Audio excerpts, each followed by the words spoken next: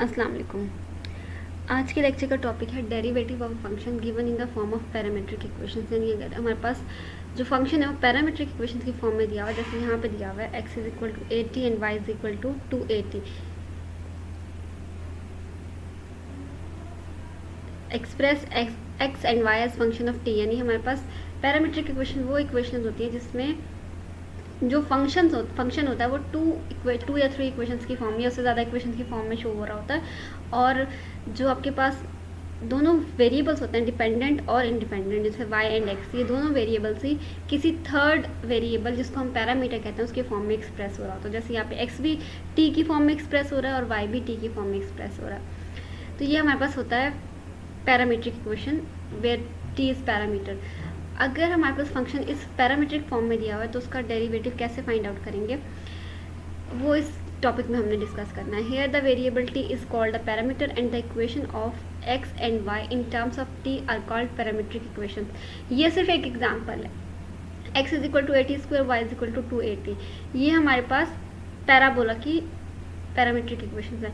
लेकिन ज़रूरी नहीं क्या 80 स्क्वायर 280 ये फिक्स इक्वेशन है, ये सिर्फ एक एग्जांपल गिवन है। हमारे पास x is equal to something यानी t की फॉर्म में कुछ डिफाइन हो, और y is equal to something in the form of t और in the form of theta और in the form of z, जो हमारे पास कोई थर्ड वेरिएबल की फॉर्म में एक्सप्रेस होगा। जैसे यहाँ पे x भी t की फॉर्म में एक्सप्रेस है और y भी t की फॉर्म में एक्सप्रेस है, तो हमने t को पैरामीटर कह दिया। यहाँ t की जगह थीटा भी हो सकता है, और ये ज़रूरी नहीं है कि आपके पास a t स्क्वायर हो, कोई और भी फंक्शन मतलब हो सकता है t का, यहाँ पर भी और इधर भी। ये सिर्फ उन्होंने एक एग्जाम्पल के तौर पर ले लिया। और इस टाइप की इक्वेशंस को हम पैरामीट्रिक इक्वेशंस कहते हैं। और फंक्शन जब पैरामीट्रिक फॉर्म में हो तो उसका डेरिवेटिव फाइंड आउट करने का मेथड अब हमने डिस्कस करना है।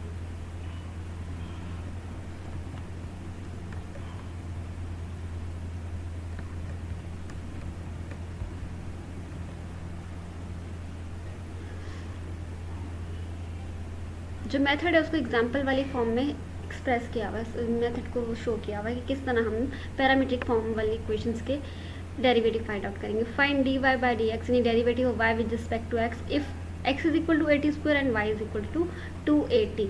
यानी हमारे पास x भी t की फॉर्म में और y भी t की फॉर्म में, और हमने y का डेरिवेटिव निकालना है विद रिस्पेक्ट टू x। यानी जो y है वो x पे डिपेंड करता है, लेकिन x और y दोनों की वैल्यू उन्होंने y की वैल्यू x की फॉर्म में नहीं दी हुई बल्कि t की फॉर्म में दिया हुआ है, लेकिन जो y है वो डिपेंड कर रहा होता है x पर। इसके लिए हम क्या करेंगे, चेन रूल यूज़ करेंगे। फाइंड dy बाय या derivative of y with respect to x, derivative of y with respect to t, क्योंकि यहाँ पर अगर आप देखो तो आपको फंक्शन जो है वो y का भी t की फॉर्म में दिया हुआ है और x का भी t की फॉर्म में दिया हुआ है। तो हम डायरेक्ट y का derivative with respect to x नहीं ले सकते, क्योंकि y फंक्शन ऑफ t है और x भी फंक्शन ऑफ t है। तो हम y का डेरिवेटिव भी विद रिस्पेक्ट टू t निकालेंगे और x का डेरिवेटिव भी विद रिस्पेक्ट टू t निकालेंगे।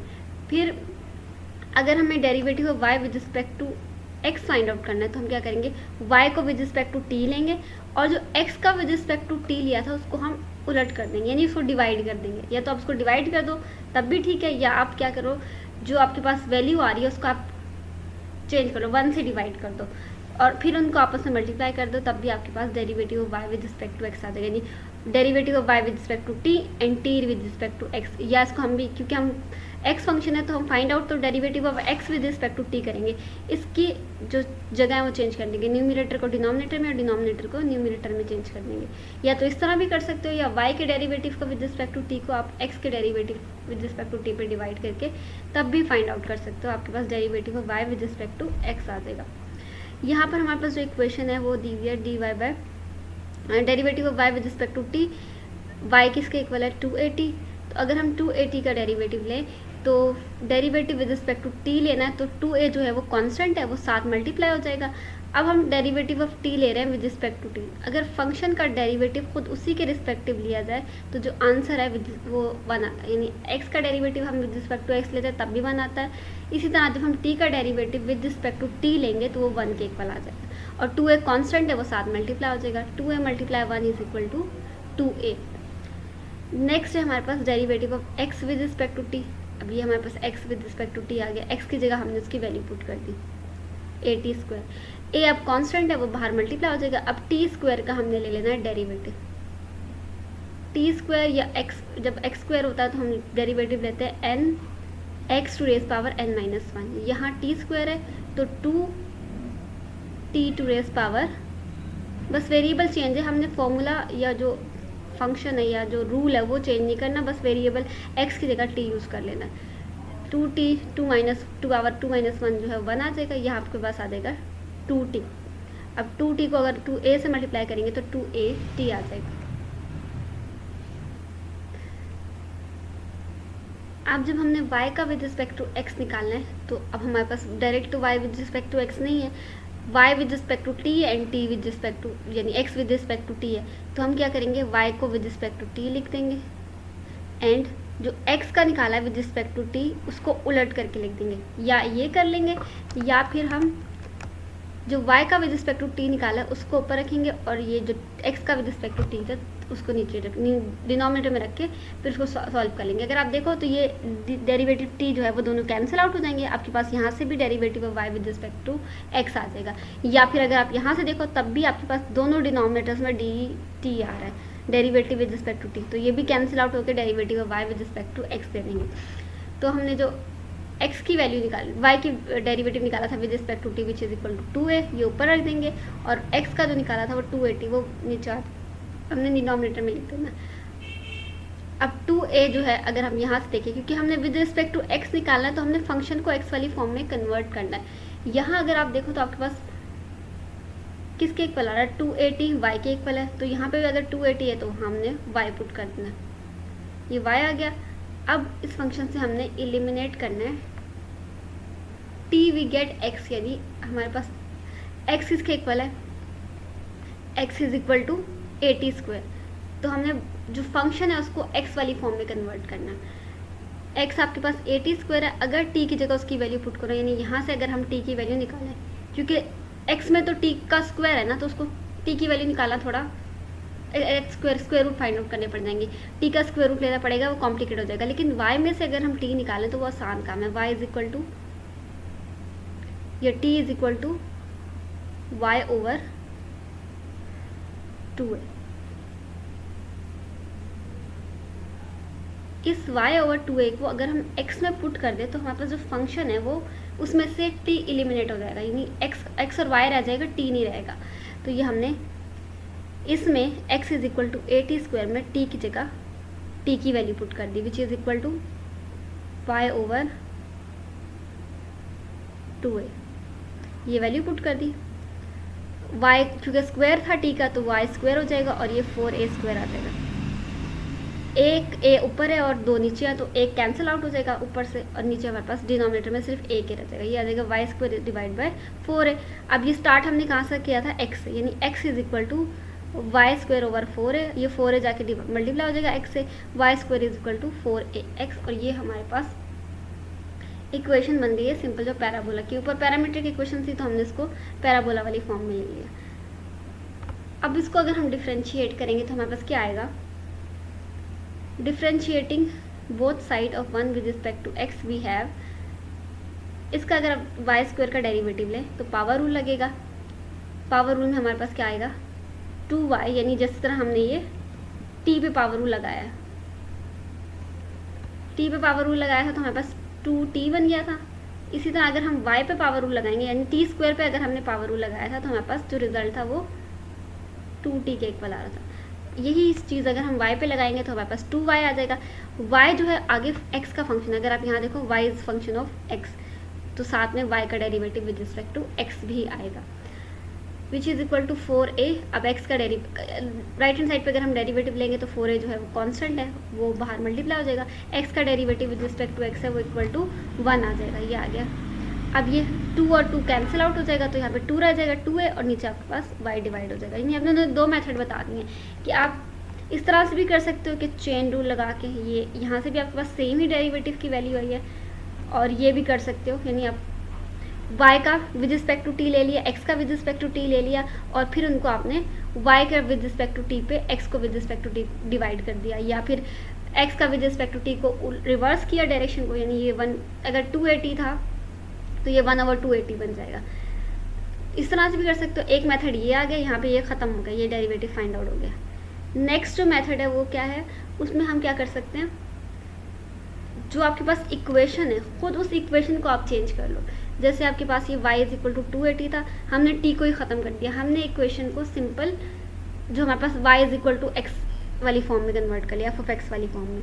यहाँ से t की वैल्यू निकाली, x ने पुट की, तो हमारे पास क्या आ गया, y जो है वो फंक्शन ऑफ x आ गया। इसके बाद इसका डेरिवेटिव ले लें। अगर आप देखो इस मेथड से भी, यानी चेन रूल वाले मेथड से भी आपके पास वही रिजल्ट आया, और t को एलिमिनेट करने वाले मेथड से भी आपके पास वही रिजल्ट आया, तो डेरिवेटिव वो सेम आएगा।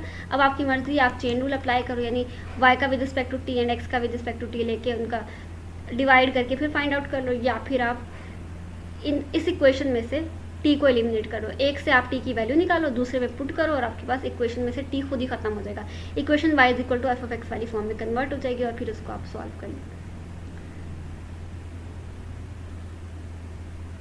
नेक्स्ट है हमारे पास example number 2, find derivative of y with respect to x if x is equal to 1 minus t square. यानी मैंने आपको पहले ही बताया था, जो पैरामीट्रिक इक्वेशन डिफाइन की हुई थी, y is equal to 80 square and x is equal to 80 square and y is equal to 280, वो सिर्फ एक एग्जाम्पल थी। x की वैल्यू भी कुछ भी हो सकती है, वो t की फॉर्म में, और y की वैल्यू भी कोई भी फंक्शन हो सकता है d की फॉर्म में। तो x is equal to 1 minus t square and y is equal to 3t square minus 2t cube है। अब वही इसके दो मेथड है सॉल्व करने के, या तो आप एक से एक्स टी की वैल्यू निकालो, यहाँ से निकाल लो, या यहाँ से टी की वैल्यू निकाल के दूसरे वाले फंक्शन में पुट कर दो, या एक्स का derivative with respect to t and y का derivative with respect to t लेके फिर उनको आप जो एक्स का डेरिवेटिव है उसका रेसिप्रोकल ले लो, या फिर आप वाई के डेरिवेटिव को एक्स के डेरिवेटिव पर डिवाइड करके फिर आप उसको सॉल्व कर लें। दोनों तरह से आपके पास रिजल्ट जो है वो सेम ही आएगा।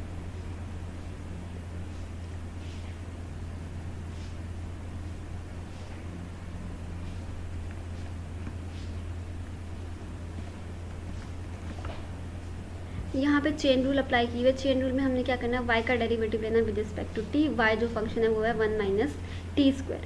1 का डेरिवेटिव इक्वल टू 0 आ जाएगा,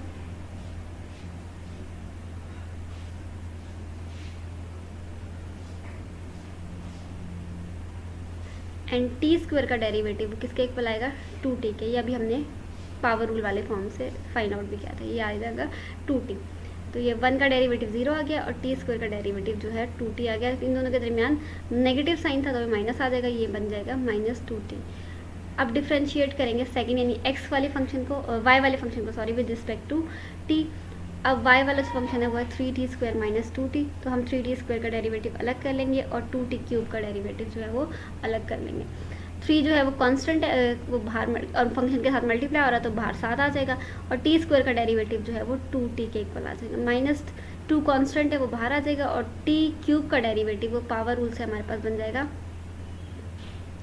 अगर x to raise power n होता है तो n x to raise power n minus 1 होता है। यहाँ n जो है वो 3 है और x की जगह t है, तो ये 3 माइनस 1, ये 3t स्क्वायर जो है वो हमारे पास 3 माइनस 1 आ जाएगा, 3t स्क्वायर डेरिवेटिव आ जाएगा। ये आ गया 3t स्क्वायर। अब इसको मल्टीप्लाई करेंगे, 3 टू ज़ा 6t आ जाएगा, और इसको मल्टीप्लाई करेंगे तो 6t स्क्वायर आ जाएगा।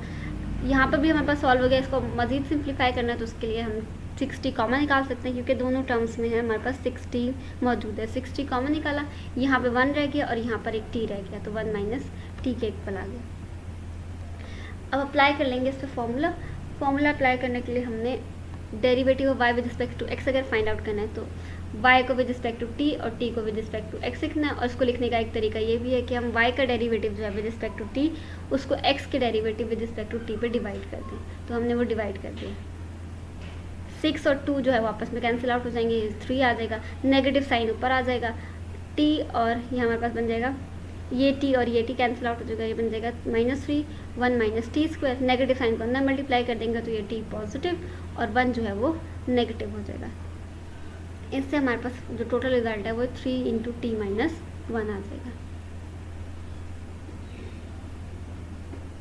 Next example number 3, find derivative of y with respect to x if x is equal to 1 minus t square divide by 1 plus t square, y is equal to 2t divide by 1 plus t square. अब हम x का derivative with respect to t निकालेंगे and y का derivative with respect to t find out करेंगे। जो हमारे पास x है given that x is equal to 1 plus t square divide by 1 plus t and y is equal to 2t divide by 1 plus t square. अब differentiate करेंगे हम x with respect to t। ये हमारे पास quotient rule है, ये f function है and ये g फंक्शन है। इसको f लिख देंगे और इसको जी फंक्शन। तो हमारे पास जो क्वेश्चन रूल होता है उसमें क्या होता है, एफ डेरिवेटिव, एफ फंक्शन का derivative, g function as it is multiply हो जाता है जैसे लिखा होता है, माइनस एफ फंक्शन वैसे ही क्या लिख देते हैं एंड जी फंक्शन का डेरिवेटिव ले लेते हैं, और डिवाइड में जी फंक्शन का स्क्वायर आ जाता है। तो एफ फंक्शन है 1 माइनस टी स्क्वायर, इसका डेरिवेटिव आ जाएगा, जी साथ मल्टीप्लाई हो जाएगा, minus g function, f function and g function का डेरिवेटिव। क्वेश्चन रूल हमारे पास जो होता है g minus f g derivative divide by g square,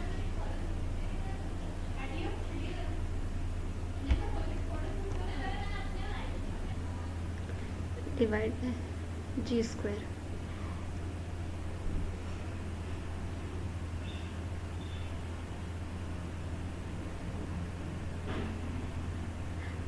अब इसका हम जो डेरिवेटिव में फाइंड आउट कर लेते हैं, 1 का डेरिवेटिव जो होता है 0 के इक्वल होता है, कांस्टेंट है, ये खत्म हो जाएगा। टी स्क्वायर का डेरिवेटिव जो होता है वो 2t के इक्वल होता है और नेगेटिव साइन साथ आ जाएगा, तो ये माइनस 2t आ जाएगा। 1 plus t square as it is साथ मल्टीप्लाई हो जाएगा, माइनस 1 माइनस टी स्क्वायर, और 1 प्लस टी स्क्वायर का डेरिवेटिव अगर हमने, इसका डेरिवेटिव जो है इक्वल टू 0 है, इसका डेरिवेटिव इक्वल टू 0 है, एंड इसका डेरिवेटिव जो है वो 2t के इक्वल है, तो हमने ये 2t साथ लिख दिया। नीचे डिवाइड में हमारे पास जो फंक्शन था वो आ जाएगा। अब इनको थोड़ा सिंप्लीफाई कर लेते हैं, यहाँ पर भी 2t और यहाँ पर भी 2t, तो कॉमन निकाल लेंगे। यहाँ माइनस के साथ था तो minus 1 minus plus t square के साथ मल्टीप्लाई कर देंगे, तो 1 plus t square minus 1 minus t square हो जाएगा। यहाँ से अगर हम 2t कॉमन निकालें तो एक नेगेटिव साइन यहाँ पर मौजूद है, तो ये इससे मल्टीप्लाई हो जाएगा 1 माइनस टी स्क्वायर से, 1 नेगेटिव हो जाएगा और टी स्क्वायर पॉजिटिव हो जाएगा, ये आपके पास रिजल्ट आ जाएगा।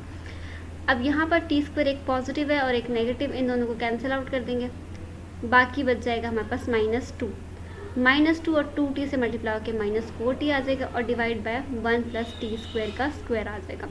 ये हमारे पास बन गया derivative of x with respect to t। अब सेकंड मतलब हम y के डेरिवेटिव को with respect to t find out करेंगे। y derivative with respect to t जो आ जाएगा d/dt, और y की जगह हम y का फंक्शन पुट कर देंगे जो क्वेश्चन में गिवन है। अब हमने दोबारा से क्वेश्चन रूल लगाना है, ये आपके पास जो न्यूमरेटर में है वो f फंक्शन है, और जो डिनोमिनेटर में है वो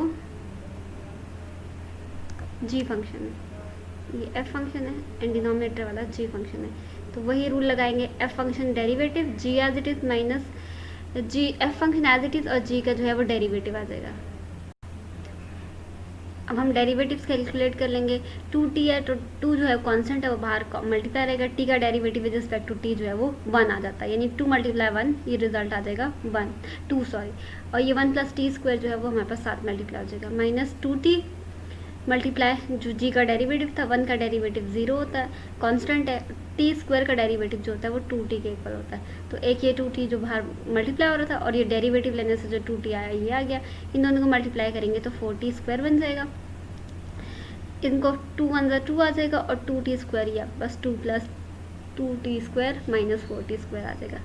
अब 2t square minus 4t square किया तो आपके पास क्योंकि दोनों सेम टर्म्स हैं, वो भी t स्क्वायर है वो भी t स्क्वायर है, एक +2 और -4 है तो -2 आ जाएगा, टी स्क्वायर डिवाइड में आपके पास जी स्क्वायर वाला फंक्शन आ जाएगा, विच इज़ इक्वल टू, अगर आप 2 ऊपर से कॉमन निकाल लो 1 माइनस टी स्क्वायर, नीचे आ जाएगा 1 प्लस टी स्क्वायर का स्क्वायर।